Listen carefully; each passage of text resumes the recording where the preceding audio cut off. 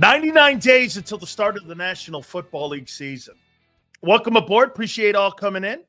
Do me a favor, please hit the like button. Also, as you know, all the supers go to the top.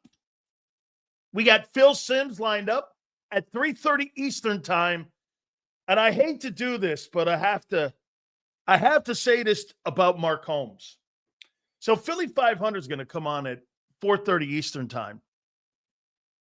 We sent out a request for the resident cowboy honk, and we haven't heard back.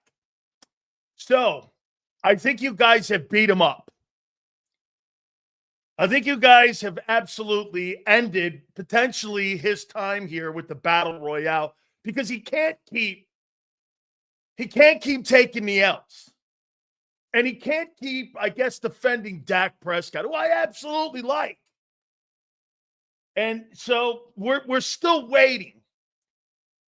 But I think the Philadelphia fans and the winning have absolutely beat this guy up. By the way, what is it, 60 degrees and raining now for OTAs? As I said, 99 days to the start of the NFL season, and you dropped the banner at Lincoln Financial, which is pretty dope.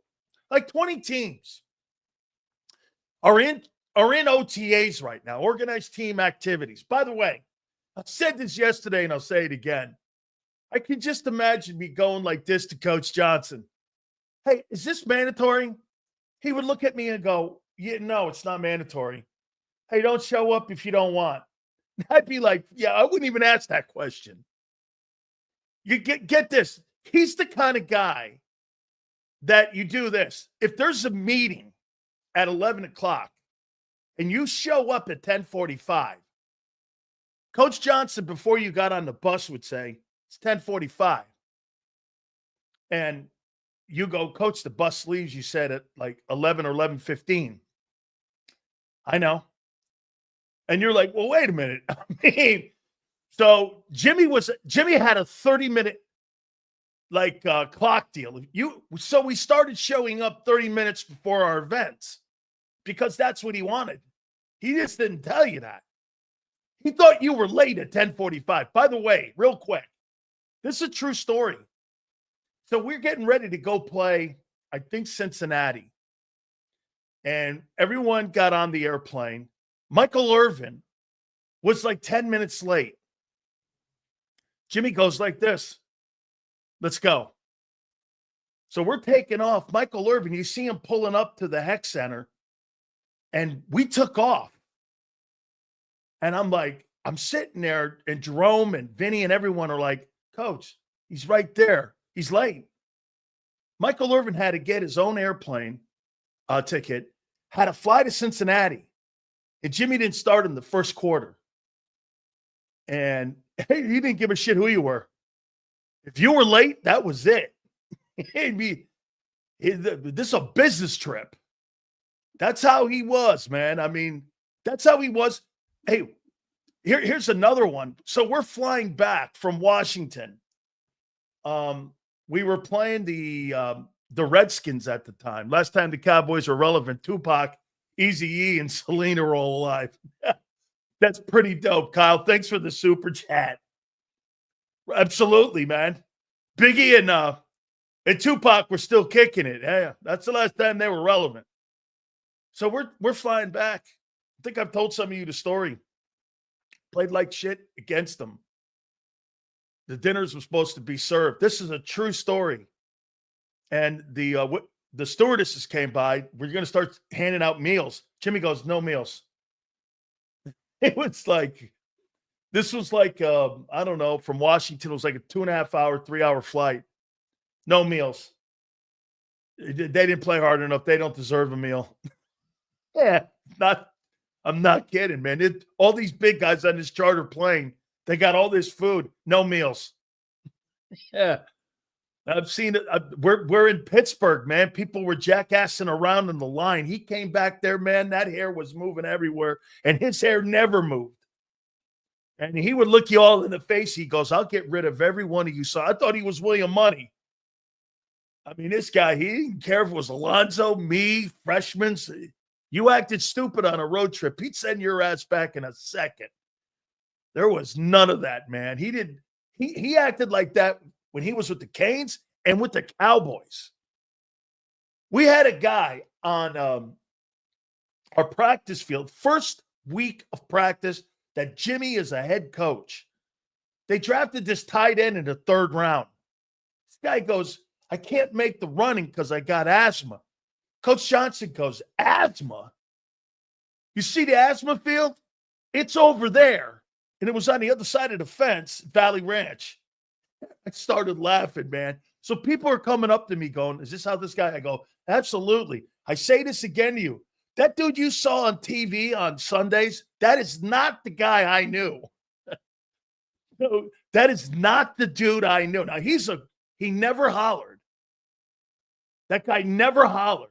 But he told you exactly what was going on at all times.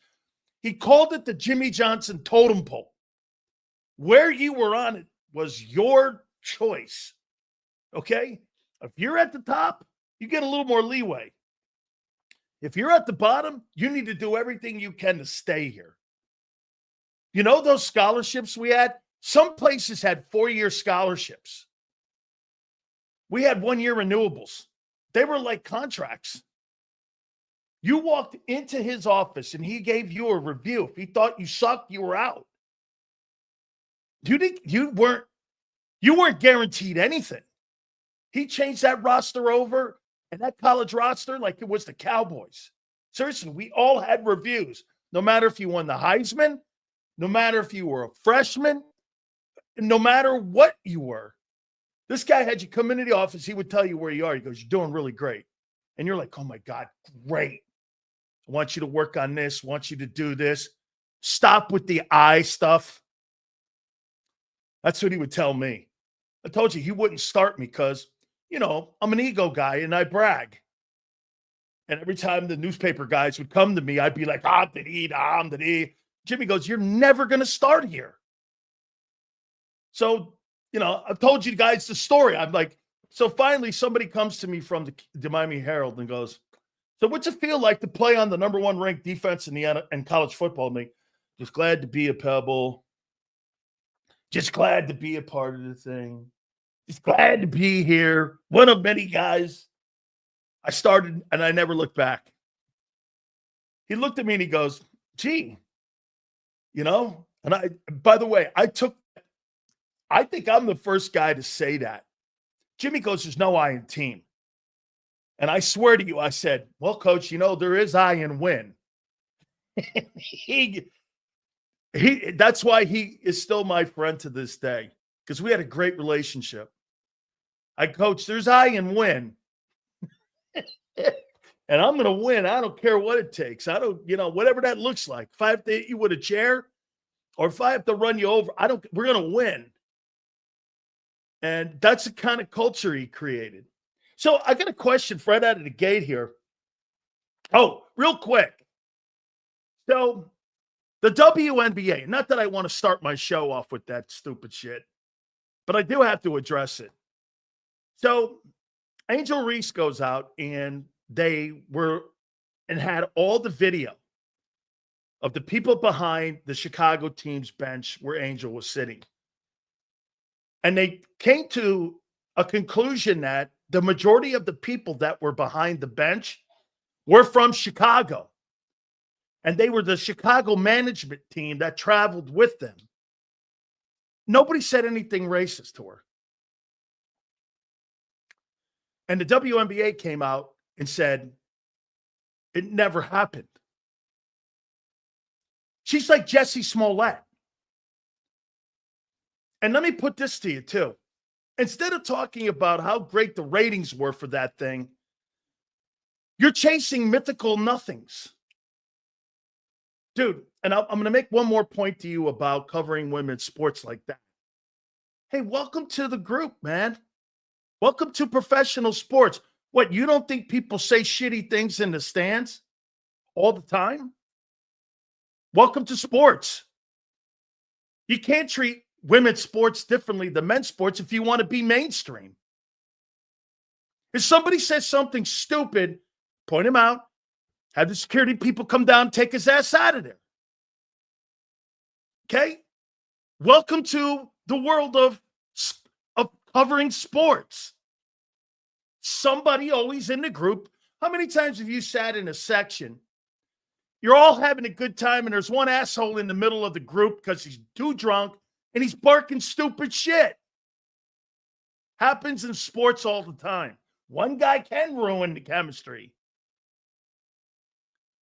Yeah, and we're going to get to this, Leon, here. And thanks for the super, Leon. That's really cool of you. Seals, did you hear Kevin Petula help create the pistol offense with Chan Gailey? I'll tell you what, I got a great respect for Chan Gailey. I played against him when he was in the World League. Believe it or not, Chan Gailey was the head football coach of one of those teams in the World League. I believe, if I'm not mistaken, I think he was the head coach of the Birmingham team. I think he was the head coach, and I've got great respect for Chan Gailey.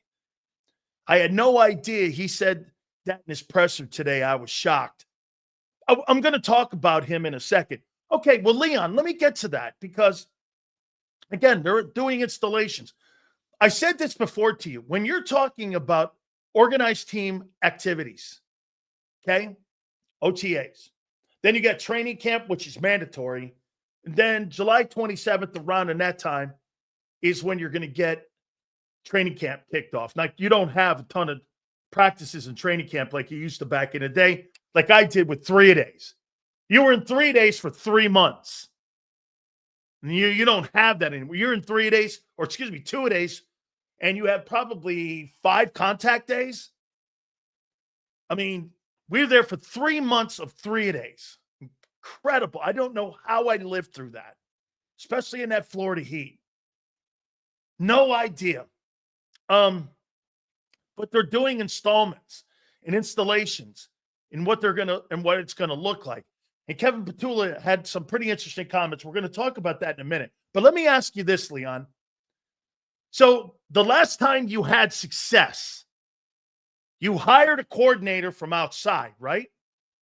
And let's not forget something, okay? Shane Steichen was also outside because that was the first year of him being the offensive coordinator in 2021.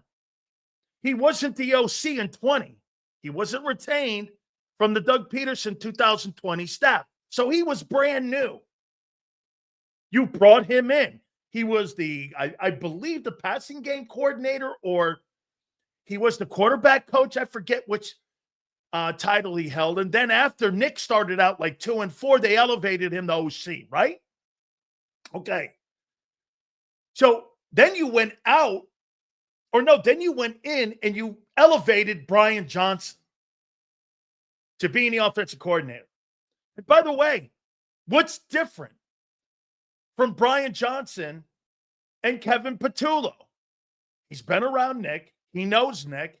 He's been around Jalen for 4 years. Sounds like the relationship Brian Johnson had with Jalen Hurts. And on top of that, Brian Johnson got fired having the 8th ranked offense. So my question would be, why will it be different elevating from within Kevin Petula? Why will it be different from Brian Johnson this time? What does he bring that Brian didn't bring? He's never called a play. Didn't Shane develop Herbert with the Chargers? No. It was Frank Wright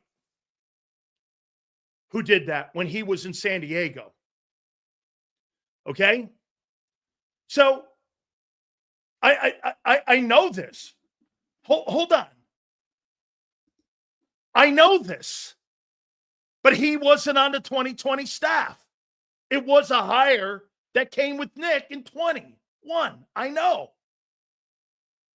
He wasn't brought in and elevated from within. He was elevated from the Indianapolis Colts staff. Now, you tell me, what will be different this time around? I mean, Brian Johnson was tight friends with Jalen. They had known each other since kids. He had been there. By the way, he's not doing a poor job up in Washington right now with Jaden Daniels. Jaden Daniels had a historic year. And Brian Johnson was the quarterback coach and the passing coordinator helping Cliff Kingsbury. It's not like he sucked. If we ran pistol, I like it. It would benefit Jalen. It would, Leon. That's a great call. I'd like to see the pistol. And also, I'd like to see a fullback set. Get rid of that third wide receiver. He doesn't use it anyway. Put a fullback back there. Put Van Sumeren back there and run that. How about this? You got rid of that third wide receiver in Baltimore. Lamar Jackson had a historic year last year. You understand something? That year that Lamar had in Baltimore is historic. 4,200 passing yards, 41 touchdowns, 6 picks, 750 rushing. You'll never see a year like that ever in pro football. That's amazing what he did. And that's Todd Monken. That's how they're manipulating the offense around him to fit a skill set. I mean, that's right. Dude, that's exactly why he got better. Maybe, Leon, that's one of the ways they're going to improve the passing game. Here's James. I'm interested in this. Cliff talked today, told reporters and asked, how do you feel knowing that all this tape is on you? He said, what are you talking about? There was always been tape on me. Absolutely. Going back from James to his time when he was the OC and head coach at Texas Tech, he pretty much runs the same stuff. He did it when he was the OC also, when he was with USC, and now he's pretty much doing the same stuff in Washington. Brian being fired was wrong. We failed because we couldn't tackle or play any sort of defense. Devin, I agree. Get this. Okay, let's take LJ here. This isn't a bad conversation here. Of course, he'll be fine. Just like Brian wasn't, and he was a scapegoat. Brian Johnson's play calling is predictable. So will this be. What, you think you're going to come up with some high-fashion passing offense? You're not. Run right, run left. It's not a high-complex passing offense like a John Gruden. Patullo's not going to run motion. Kellen Moore tried it early, and then they got away from it after the first 4 games. That's not true. They did not run motion after the bye. You can tell me when they ran motion after the bye. What game was that? Okay? What game was that? Cliff always had a book. And listen, I got to tell you, there's no question, James, you're right. The offensive, I believe, if I'm not mistaken, Addison was on that Southern Cal team at one time, and it ended up propelling him into being a first-round pick. He transferred from Pitt to Southern Cal, and now he's maybe one of the better 2 guys. Okay? He is. He's one of the better 2 guys in the NFL. I mean, is he as good? Is he as good as, say, Devontae? I don't know. Okay, but I'll tell you what, he did put up a pretty damn good season. And a year ago, make no mistake about it, the passing game in Minnesota was 10 times the passing game that you have in Philadelphia. Now, again, we're talking about what fits a team better. Patullo said something awesome today, and I think he's right on. Again, the Eagles don't have a very high-powered passing offense. It's just not. It's very basic. It's very predictable, but you have phenomenal players that people can't stop. It's more about the players you have in your system than the system itself. I mean, you don't make average players great. That system makes an average passing game great. You understand what I mean? It's not complex. How can it be complex when your quarterback last year was the first year in his entire career learning how to set protections? I mean, how can that possibly be? It's not true. Okay? Get this. You have a high-powered run game. Okay, true. Because you have a high-powered, by the way, because you have a running back that elevated the running game. You still had Pro Bowlers in the 2 previous years with 2 different guys. I'm trying to figure out from why this is going to be different this time around. Why will this be different? I'd like to, because I don't know. And I'm not ripping it, elevating Kevin Patullo, but I want to know why you think it's going to be different. You know, I hear Xander bring this up all the time. By the way, Phil Simms will be with us at 3:30, and we'll ask him all these questions. You tell me, why do you think it'll be different? Why will this be different? Kevin Patullo calling plays versus Brian Johnson. And again, nobody's wrong here. It's not to sit here and say this, well, get this. This is what you hear from Philly media and Philly people. Detroit's going to take a step back because they lost both coordinators. So wait a minute. You're not going to take a step back? Why aren't you going to take a step back? Why? Because it's Philly? You took a step forward running and you took a step back passing because you can't do both. The Eagles can't do both. Even though you think they can. They can't do both. Here, let's go here with this. Let's listen to some of the things that Kevin Patullo said. Oh, and by the way, I want to show you something. I wrote this down here. Yeah, I wrote this down here. So tell me this. These are the last 2 years of your passing game.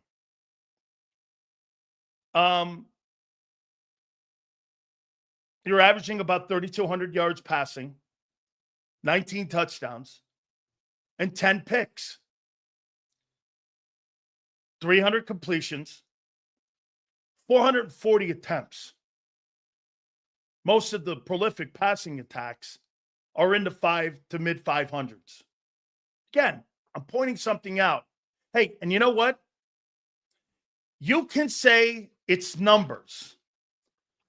If you don't think the Philadelphia Eagles, this camp and in training camp, wants to improve the passing game, you're fucking high.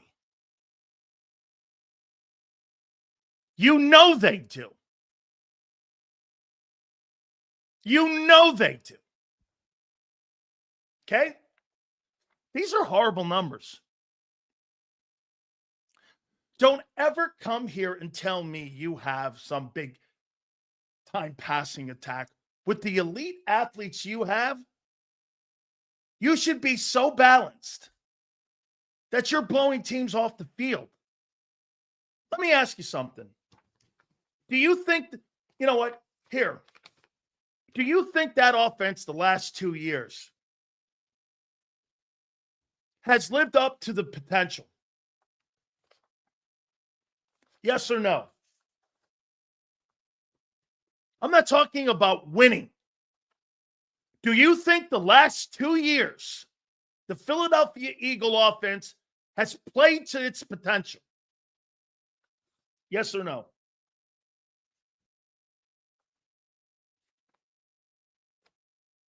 Yes or no?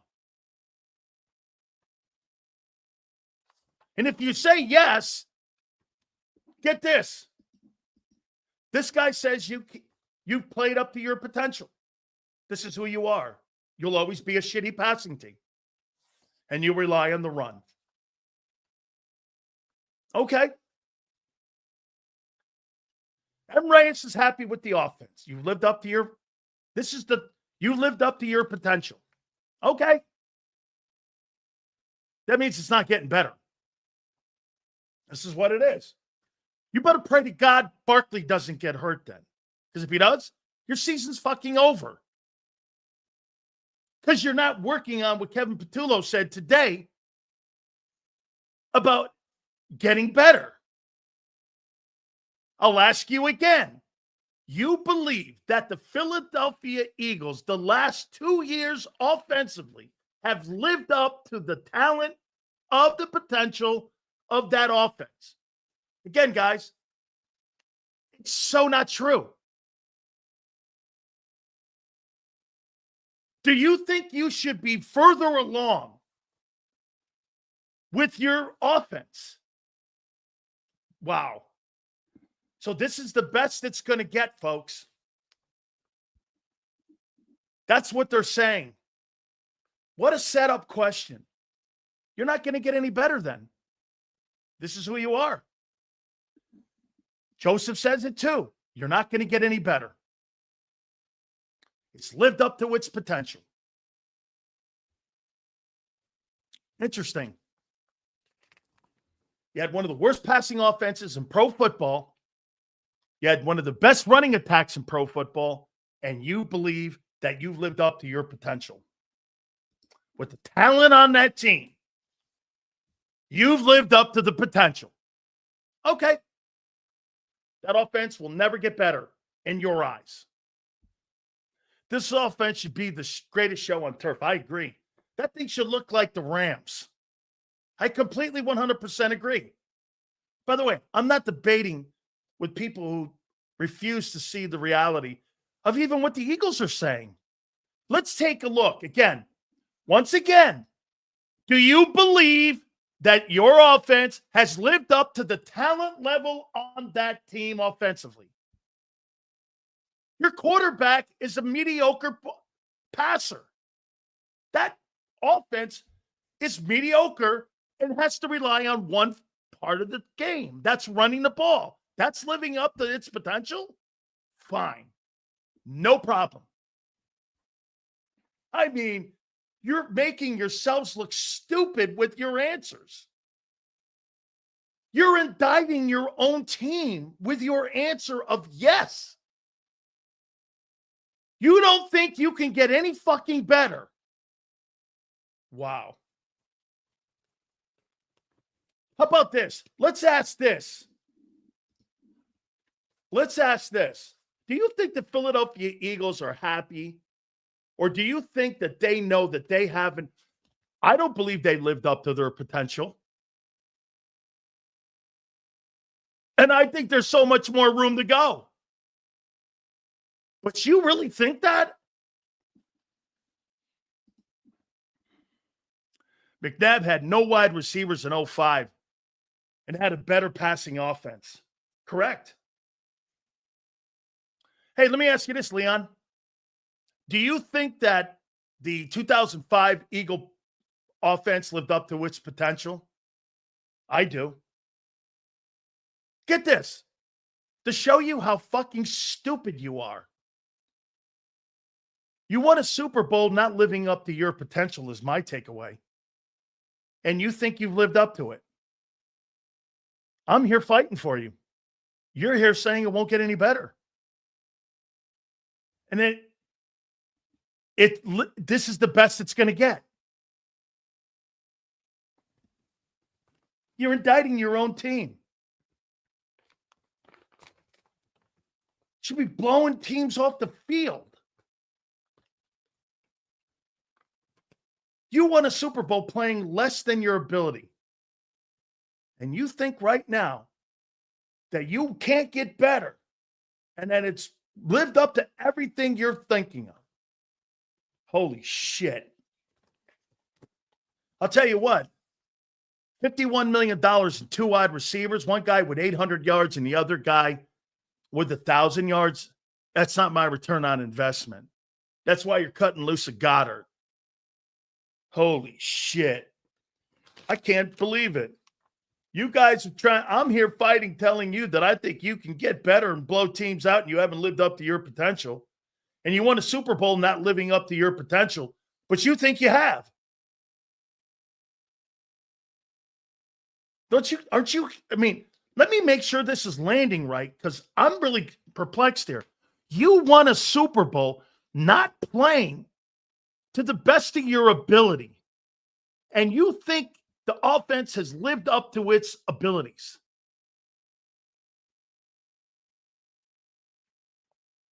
which means you think they're not going to get any better.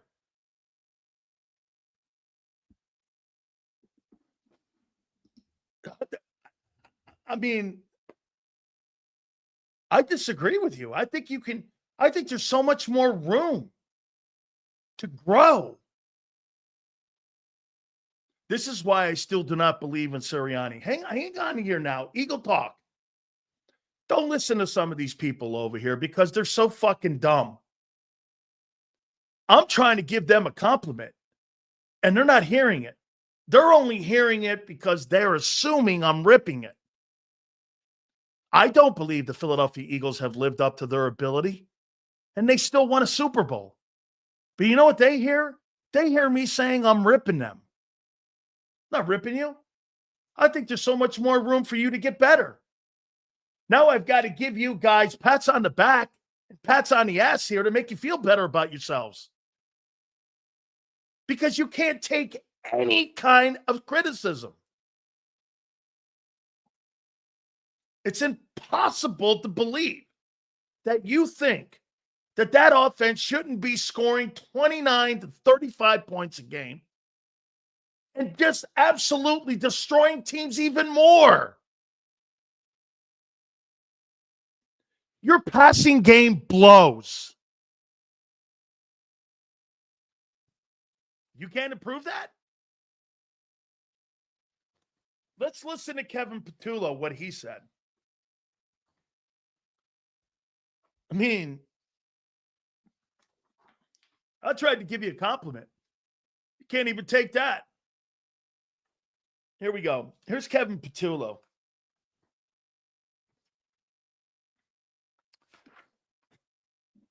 You don't believe you can get any better. And you're happy with the production of the team now. There's no way the Eagles are happy. So you can't improve off your 30th ranked offense. And you think that your passing game, well, that's just what it is. And that's the best it's ever going to get. It's 30th. Right? How freaking dumb. Wow. You won a Super Bowl playing not to the best of your ability, which is incredible. But you don't hear that. You hear other shit. I have no idea what you're talking about. Wow. Man, could you never be coached? 90% of you in here could never in a million years ever be coached. Because your ego is off the charts here with this. If you think there's no room for improvement, then that means the Eagles peaked. Correct. That's the craziest line of thinking. In Harv, I don't. I think there's so much more room for improvement. Maybe with an alignment, maybe with personnel groupings, maybe trying to figure out how to get the tight end going, maybe a fullback. No. You got people in here saying, and I'm going to quote, they've totally lived up to the talent level of the offense the last 2 years.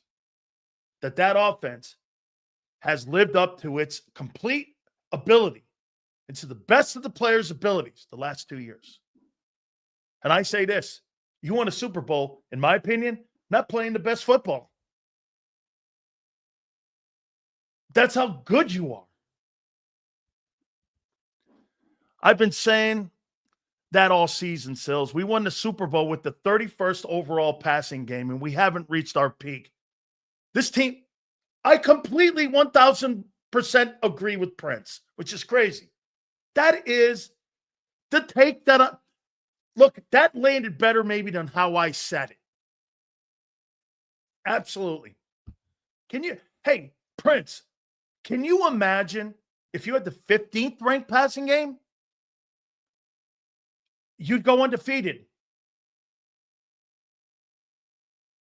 Prince, if last year you had the 15th ranked passing attack and the number 2 or 1 running attack and that number 1 defense, Eagles would have went undefeated. Am I right? Prince, would they have gone undefeated? Right? They'd have gone undefeated. How many games did you lose after the bye when Hurts was on the field? And you can't count Washington. None.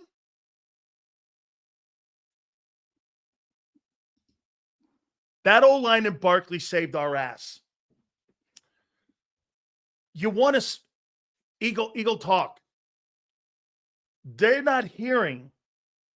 See, that's what they think that my topic is. It's not so much saving their ass. They didn't live up to the ability of the offensive talent in the huddle. I asked Xander Krause this question prior to coming on the air. How many guys on offense do you think you could put in the top 3 in conversation of the best players at their respected positions? By the way, hit the like button, guys. Do me a favor, please. All supers go to the top. Like Eagle Talk, baby. Thank you. I appreciate it, brother. Jordan Mailata, Tristan Wirfs, Tampa, like top 3. Left tackle. The guard, Landon. The center, top 3. You could make a debate. All those guys were the best. Lane, right? Barkley, the top running back. Hurts, top 5 passer. AJ, top 3 wide receiver. Devontae, top 12, number 2. I'm talking about offense. Shit, you could even drop Goddard in there. Top 7 tight ends. How are you not more balanced? And I was saying, have you lived up to your abilities with the talent level in that huddle? You're here. You are so good. And you are so exceptionally talented that football team doesn't have to play its A game to win a Super Bowl. How crazy. Imagine if they played a B game. By the way, if Barkley goes down and you have the 30th ranked passing attack, Hurts ain't carrying you. He's carrying you to 2023. High turnovers. First 4 games of the year. Again, it's a simple question. Do you believe the last 2 seasons, the talent level that you compiled has lived up to its potential? I don't. And you're still winning. Okay. I saw somebody just post 22. And here's the difference. You know, you guys are trying to tell me that in 2022 that Jalen Hurts, then they got the tape on him in 23. The guy stunk in 23 with all of those shitty turnovers and fumbles. That's going to happen again to Jaden Daniels. You got to elevate your game. As a matter of fact, since 2022, Hurts in the passing game is going the other way. Has it not? Let me ask you this. What was the best year Hurts is passing? 22? Every year since 22, the passing game's gotten worse. What's that tell you? Sills, you could have seen earlier, Brian Pumper had those Lib, Xander, and J-Mac crying earlier because they got their skirts pulled. Keep cooking, Pump. Throwing those out. Don't worry. Xander may get a piece of you later. All right. So let's listen to the coordinator and what he said. If it contradicts anything that I said. right out of the gate. Okay? Right out of the gate. The question was, how's the offense going to look? We're going to do and improve on the things that we don't do well. Passing game. The things they don't do well is the passing game. We've got to improve. We're also going to put a offense to the skill set of the players. You know, the most ridiculous comment that you can ever say is that a guy like Brock Purdy or whomever is the system quarterback. There's no such thing. One system doesn't fit all. You create a system to the player's skill on what he can do and what he can't do. You saw that when, in 2022, when Hurts went down, and they tried to have Gardner Minshew running RPOs. It looks so stupid. You make an offense, the Jalen Hurts offense, the Joe Burrow offense. It's not one offense fits all. Stupidest thing you can ever hear. Kevin Patullo said that today. You create an offense for the skill set of your players. Plain and simple. Which means they're not going to have a high volume passing game. That's not his skill set. He said it. I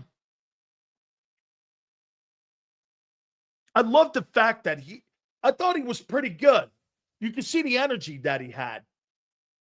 You know, they were talking about, you know, the strengths of the player that we have with Jalen Hurts. What does he do great? We're going to build around that. It's surely not throwing the ball 40 times. That's not what he does great. They're going to try to create more balance. That's what they need to do. Dude, if they ain't got any kind of balance, like Prince said, they're going to destroy teams. That offense has not lived up to its abilities with the players that they have. You know what they are? They're like the Jordan Davis of offenses. They're so freaking talented. The Eagles are so talented. They're SEA games winning.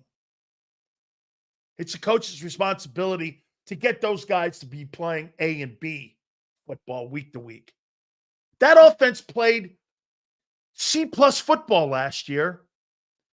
And the only reason it was so high of a C+ because the run game was so dominant. This is what he said.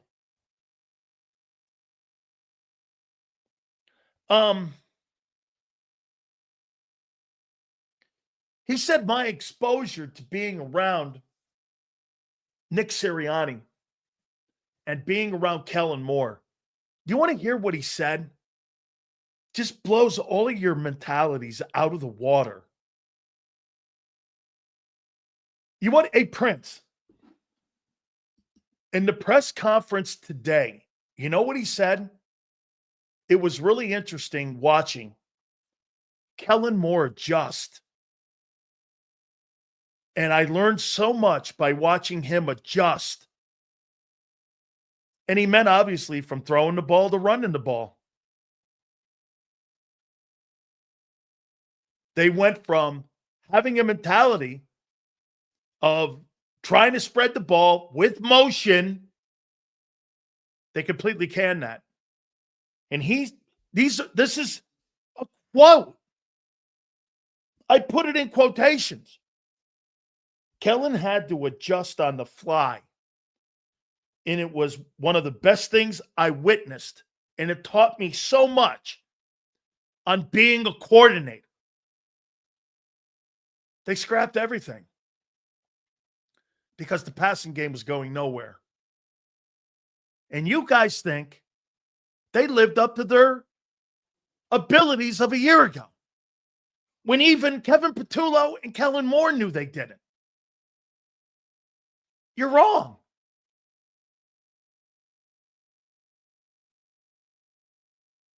You're wrong.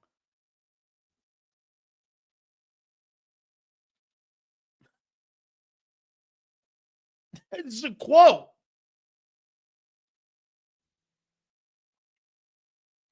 Kellen had to adjust. I wrote it down. Kellen had to adjust on the fly. Watching him made me a better coordinator. They trashed the passing game. Is that living up to the skill set of the players in your huddle? Again, you're missing the point. You think it's a rip. The players are so good. Barkley was so amazing. Playing your best football, you never did. How many people think, get this, this is actually a positive conversation. But some of you, again, there's no conversation about getting better. Don't you want to be better than a Super Bowl champion team? And dude, I've never seen a football team. I've never seen a football team play C-plus football and win a Super Bowl and have so much more room to grow and get better. There's no team in the league. Most teams play to the best of their abilities. I mean, it's truly remarkable. Scott Lofer joining the coaching staff. He says he's been really great. I like this hire. I think this hire, he's a big believer in spreading the football around. By the way, he's a passing guy. He's not a guy who's a run-centric dude. The majority of that coaching staff, those guys all had to adjust. You think, where in the world did Nick Sirianni have a power running game when he was the OC? Can you tell me? Where in the world did he ever coach that? He didn't have LaDainian Tomlinson when he was in San Diego. Where did he have that? Jonathan Taylor was good, but they threw the ball around the yard with Andrew Luck and with Phillip Rivers. Where did they have that? Where was Nick Sirianni ever a coach that ran the ball 100 times or 400 times to a back? Name me one place. Again, Nick is learning about running the football in Philly. Where did Kellen Moore ever have that?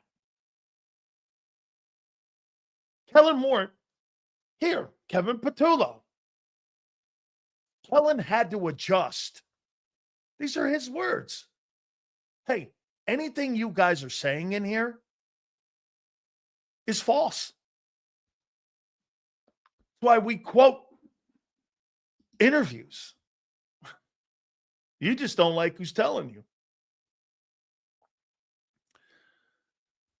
Scott Loeffler is more like Buddy Ryan kind of coach. Oh, he's going to get in your face. He's a get-in-your-face guy. So this is what he said about Nick. Back to the Colts. Nick and I believe pretty much in the same stuff, but what we do is we challenge one another. Okay? That's great. That's elevating the game. That's bettering one another. Dude, nobody wants a yes man. I don't think we played up to our potential all season except for the Super Bowl. Let me ask you something, Scott. You're right. And this is a great take. Scott, if you played like that, the way you played in the Super Bowl, what would your record have been last year? and what Prince was saying all year last year. And would any of those games been close? You destroyed the Chiefs. If you played like that every game and played up to your abilities, you'd be 21-0. Be 17-0. And it wouldn't be close.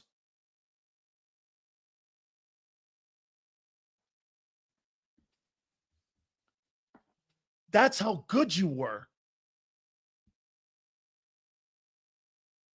You played C-plus football and you won the Super Bowl. That's how great you were. How many people believe that Devontae Smith played up to his best abilities a year ago?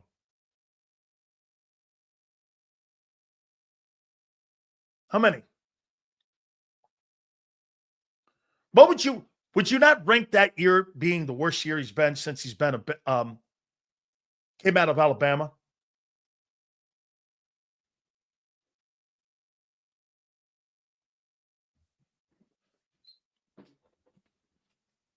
Do you think?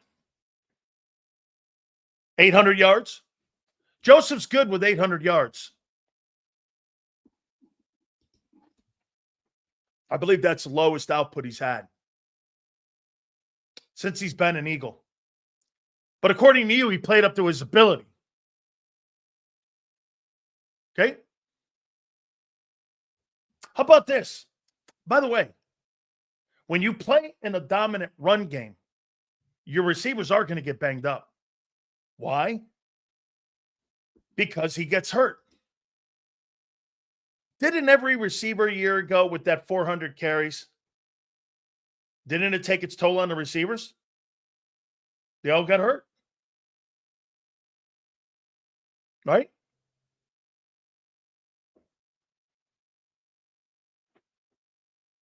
Right? You guys are taking this, and I don't really care. I think you can get better and kill teams.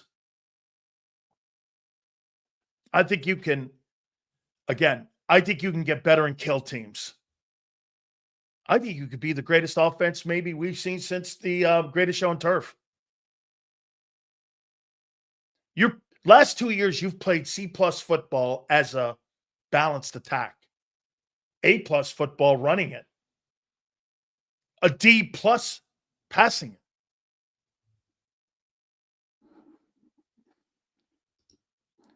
There's a reason why they want to dismantle this team. I think they want to I think what they're trying to do, they don't want to dismantle the offense. Oh, you mean the league?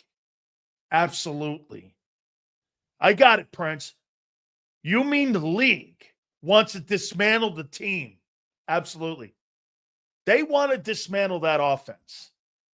And most notably in the O-line. That's it, Prince. Yes.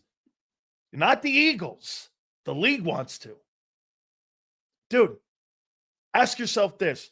How many teams in the National Football League, and we were talking about the voided years yesterday, kind of goes into a line about living up to potential. Let me say this to you, man.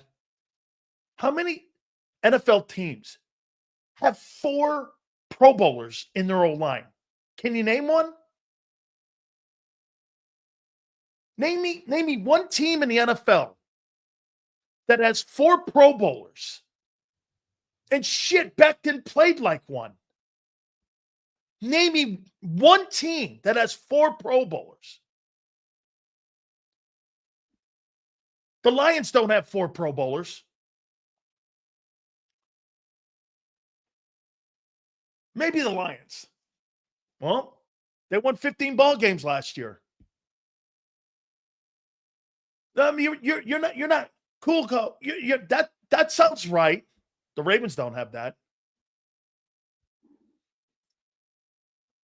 Okay. Here, let me get back to what the coordinator said about getting better. Some of you don't think you can get better, that you lived up to your potential, which is crazy. If you think your offense and your skill set people have played up to their potential on offense the last 2 years, you and I can't have a conversation ever again. And I still think you're great. It's not a rip. It's room for growth.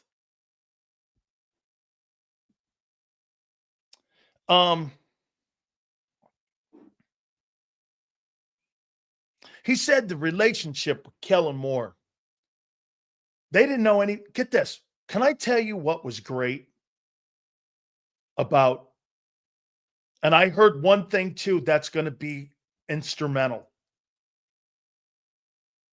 And we'll find out if you listened and how important this next conversation will be. Kevin Patullo and Kellen Moore had never met. They had no communications. They had never known one another. But he said that Kellen was so receptive to hearing his opinions that at the end of the day, it worked so well. He goes, we had a very unusual relationship. We went everywhere. We ate together. We were constantly talking. They were developing a cohesiveness so that when they were preparing a game plan for Hurts and that special offensive game plan for Barkley and Hurts, they were all on the same page. Boy, I'll tell you, you know how hard that is to get every coach on the same page? I tell you this all the time. My wife is a coach for rugby, right? There was this guy that my daughter played for years ago. My wife had a mentality of how she wanted to have it done. And this other guy who was at her high school had a different mentality. And it collided every time they got into a game. So my wife runs a play once. I think it was a championship game. They score. The guy goes over to her and goes like this. Why'd you run that? I'm like, well, what the fuck are you talking about here? That's empowering your assistants. Nothing can be set in stone when you're coaching players. Everything's a feel for the game. I could spot a shitty coach in 7 seconds. Coaching is such an art. It's not just X's and O's. It's bedside manner. It's technique. Listen, I say this again all the time with great respect. You listen to my wife and my daughter talking rugby, it's like listening to Bill Belichick and Tom Brady talk about how they're going to attack a particular defense. I wouldn't do that. I don't believe that that's something that I would run there. Less passing, make it shorter. Those are called war games that they used to play back and forth. Here. This is going to be very important. One thing is sure. Get this. This is Kevin Patullo saying this. Before I ask this question, what impact do you think Nick Sirianni is going to have on the offense this year?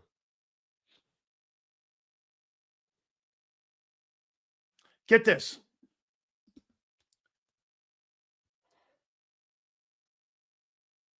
You tell me, what impact? According to M. Reyes, Sirianni is the Rembrandt of head coaching. What else did he say? He paints the canvas every week.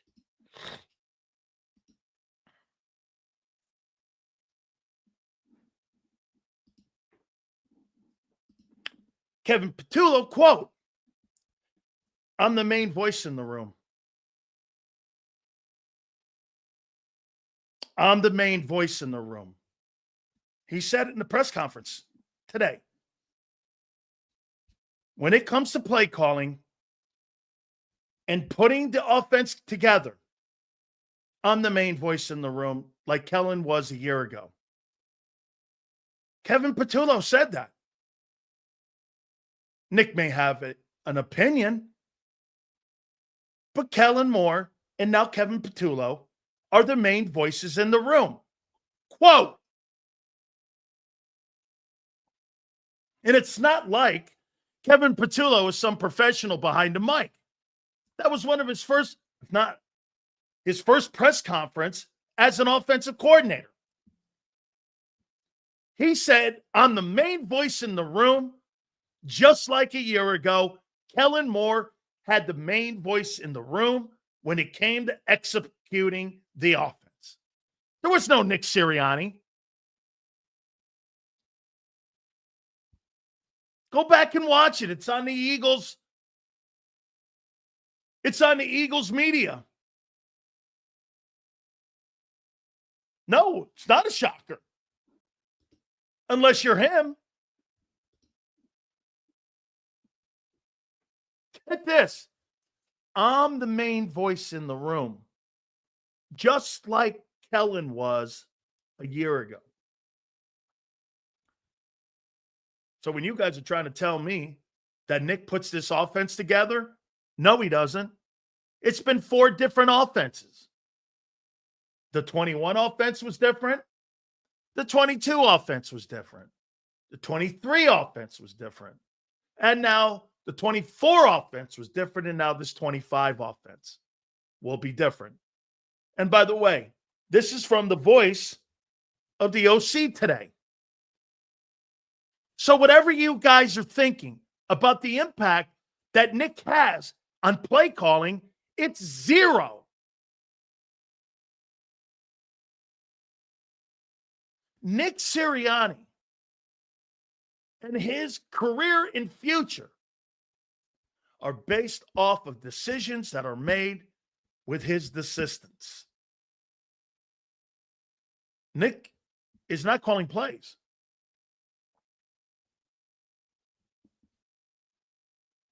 OC said it today. Some of you, that's an epiphany. Okay, Sue goes, well, what's his job? Again, I'll ask on Sirianni.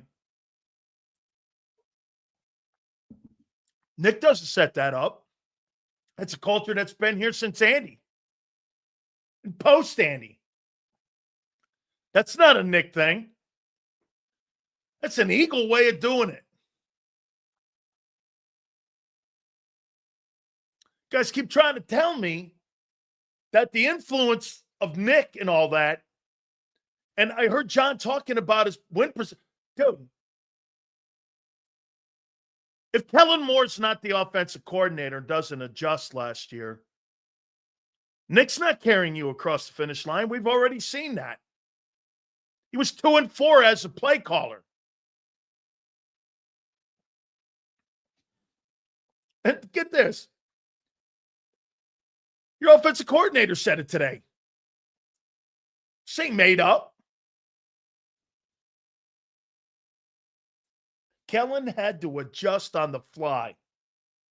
I'm the main voice in the building, and I'm the main voice in the offense now.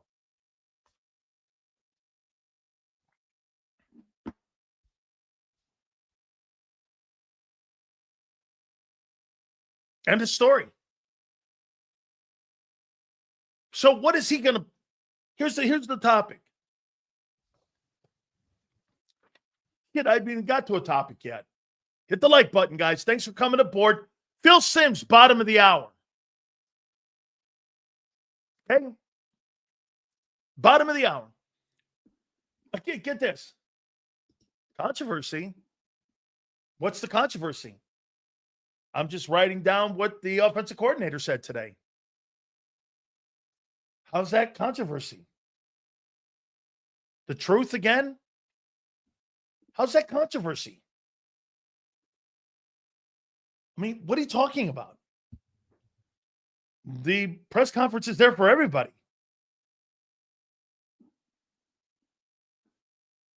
Okay? I don't know what this means. I have no idea.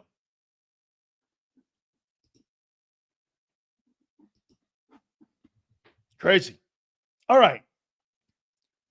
So, what is Kevin Patullo's number one job in 2025? What's his number one job running the offense?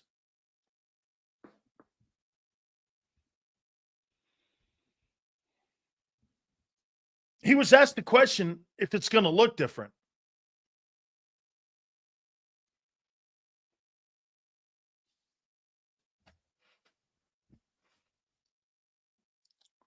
What's his number one job?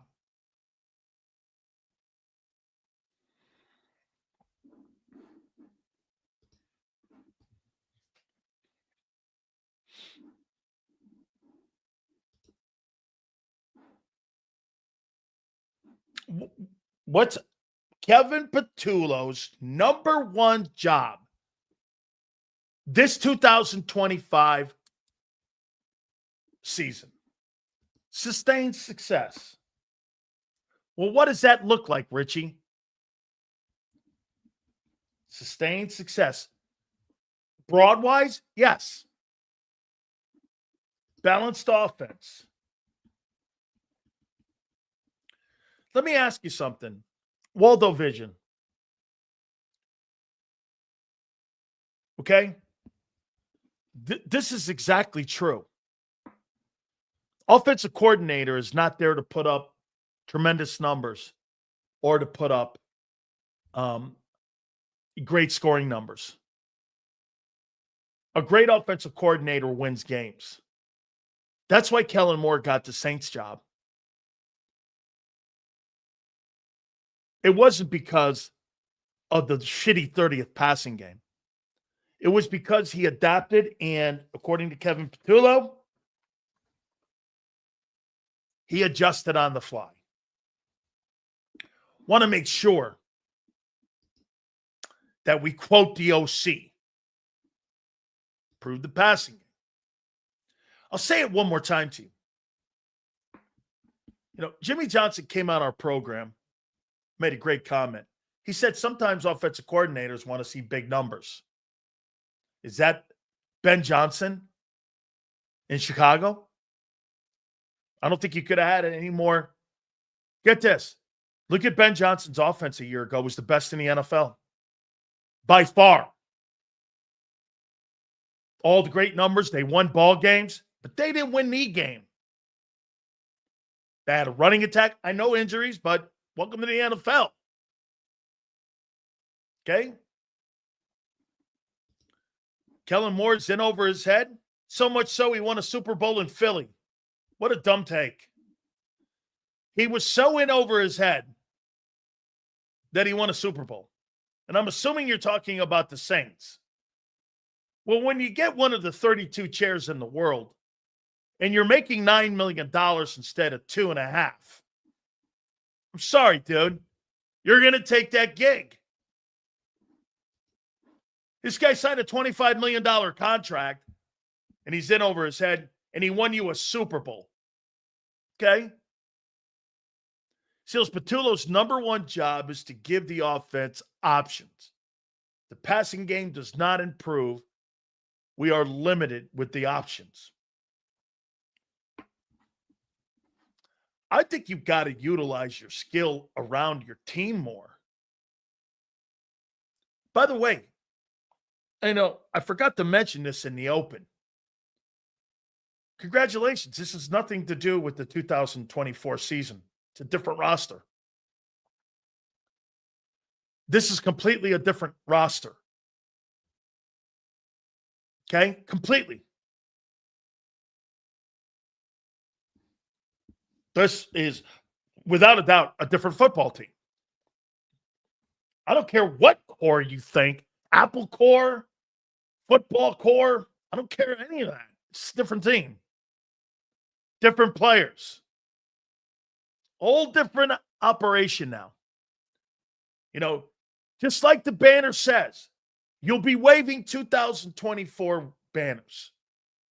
We're now in 25, getting ready for, in the middle now of OTAs.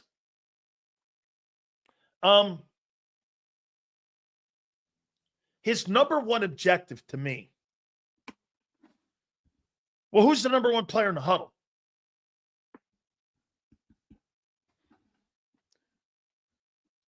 Who has to improve the most, you think, in the in the offensive huddle, who has more room for improvement? AJ, Devontae, Jalen Hurts, or Saquon Barkley?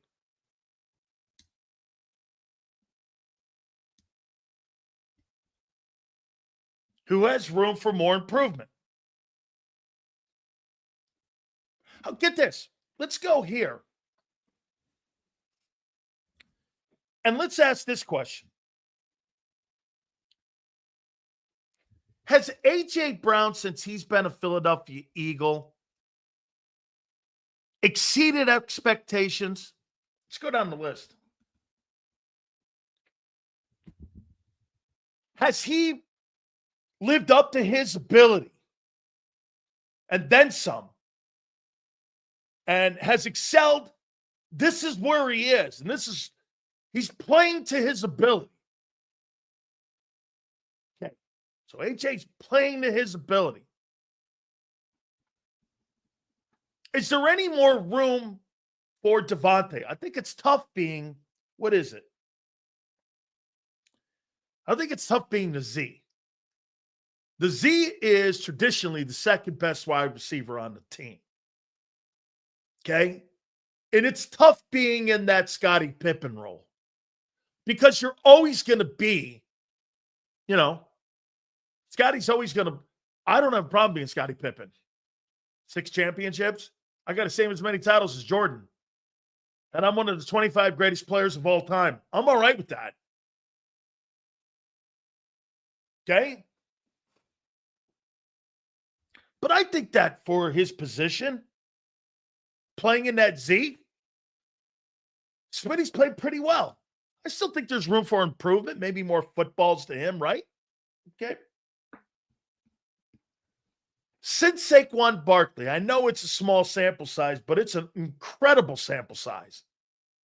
Do you not agree that Barkley last year played up to his ability and to his skill set and exceeded expectations? Saquon Barkley. Do you think he's played up to his? Because here, I'll give you an example. Guy who's not played up to his talent level is Jordan Davis. He's never played to his talent level. He's a rotation player. Okay? So Barkley. Okay, so not much more room for AJ. A little bit room for Devontae. Again, it's the role he's in. And Barkley played up to his ability. How much room for improvement do you think Jalen Hurts can have? Has Jalen Hurts, in your opinion, played up to his level of athleticism and skill? Is that the best you're going to see?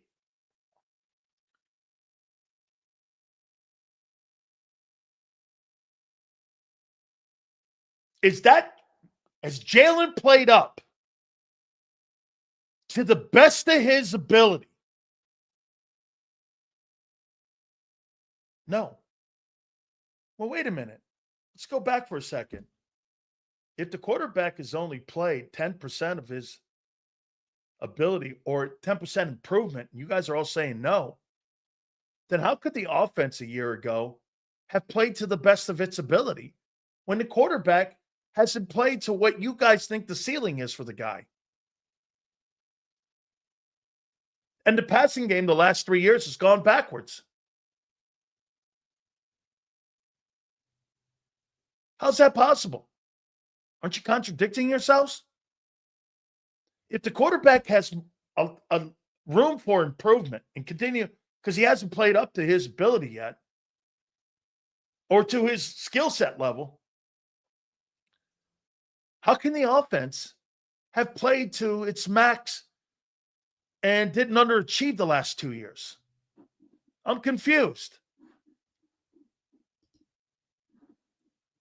So Hurts' role is Terry Bradshaw. He had two great receivers, Hall of Famers, a good running back, Hall of Fame running back, had a decent tight end, Benji Cunningham, and a great O-line, and a spectacular defense. Yes, true. That's not what I asked you. I asked you if you thought Jalen Hurts has played up. So, Steve, this is who he is, right? Okay, Twiz. Jalen Hurts has no room for. Again, we just got through saying A.J. Brown has played up to his ability. It's a question. Has Jalen Hurts played up to his ability as a football player? Yes or no? Is this the best you're going to see? I think that's the best we're going to see with AJ. And I'll tell you what, he's one of the top 3 wide receivers you can argue in the league. Devontae's one of the best Z's in the league. Barkley's the best back in the league. Where's Hurts?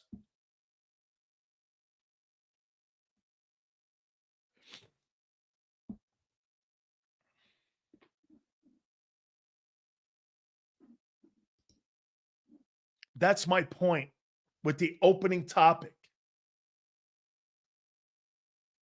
is that you're winning with C+ level of not living up to the talent level in the offense, and you're still killing teams. So much more room for improvement. Okay?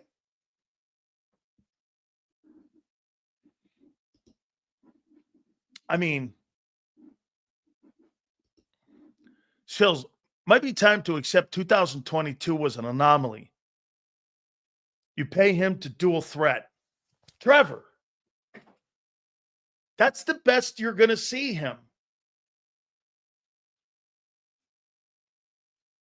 He didn't play like 22. You know what he played like 22? I know. NFC title game. And in the Super Bowl. If Jalen Hurts played like that against Washington and against the Chiefs, there is no way a team beats you. I mean, you're 5 to 7 point favorites in every ball game. But because he doesn't, it's room for improvement. It's room for improvement.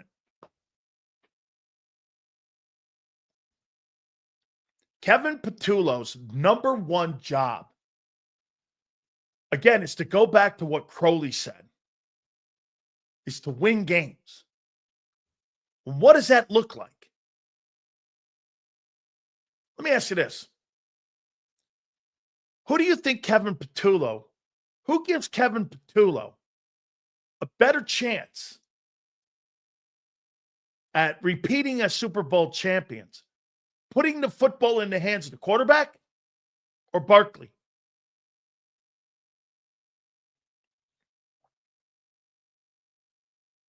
What gives you the best chance? If you were a coordinator, Jalen Hurts is stupid. You didn't put it in his hands last year. You put it in Barkley's hands to the tune of 416 carries. He had more carries than Hurts had attempts. That's another great one by Mr. International. Barkley's way more consistent. Seals, can we get a list of June 1 casualties? That's coming up. Got that on the topic. Okay? That's right. Bump Kevin Patullo. I'm looking at the off. By the way, I need Jalen to win. I'm not dismissing that. Okay? And see, look at this here. Hurts to get back to 22.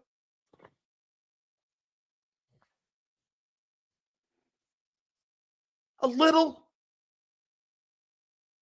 Maybe dropping some of that 10% in there. This is going to come down to Barkley. I want the ball in Barkley's hands. Again, I want you to hear me, and I want this to land right. I still think it's important that Jalen is efficient and doesn't turn the ball over. I'm not saying that. He's important. Dude, Saquon Barkley does not run for $2,000 if Joe Burrow's the quarterback in Philadelphia. Do you understand that? If Patrick Mahomes is the quarterback in Philly, there's no way he runs for $2,000. Why? Well, his rushing attempts would be down because that quarterback's going to throw the ball more. But does that result in Super Bowls? That's exactly what Kevin Patullo said about Kellen Moore this morning. He adjusted. He did what was best for the team by putting the ball in the hands more of Barkley, still making sure that Jalen was efficient in what he was doing. That's his number one job, is to do that. Phil Simms is going to join us in a couple minutes. Okay. Yeah, once again, his number one job is totally about winning ball games. Okay? Hey, Xander, do me a favor. Make sure you send Mark Holmes a link. Okay? Make sure you send him a link, please, if you can. All right? That's his number one job, is to win ball games. Crowley, you're right. Very rarely are you right. But that's exactly what Jimmy said that separates the great coordinators. Who wins? Low Eagle. If Derrick Henry was here, you think he would have the same season? Spectacular talk. Thank you. I appreciate that, brother. Yeah. But here's the difference. I made this comparison a couple days ago. Low Eagle. Derrick Henry's like Shaq. Can't shoot free throws. Doesn't really have a set jump shot. He just runs you over. Derrick Henry's Shaquille O'Neal of running backs. Not great in the passing game, you know. He's just so physically dominant. And you got a guy like Barkley, who's kind of like Kobe. Barkley's like Kobe. You know, give me the ball, I'm going to take it home. Got an array of moves, athleticism. He's like kind of Iverson, too. You know, he's like Allen Iverson. You see Patullo running RPO more? Yeah. Yes, I do. Okay, I do.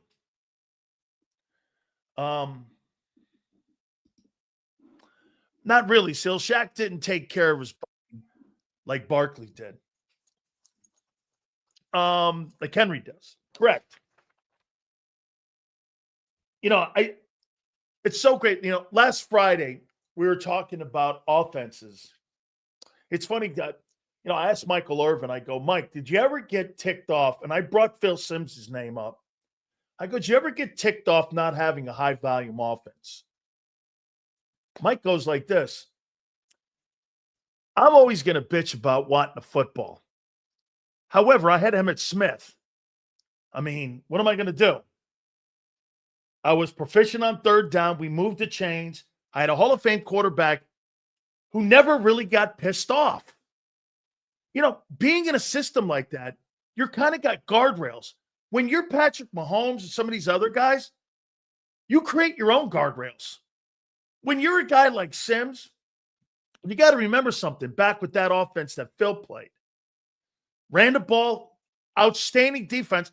Those psychos were so good on defense They had those guys on the kickoff. I remember as a kid, I'm watching, is that Lawrence Taylor and Gary Reasons and Banks on the kickoff team?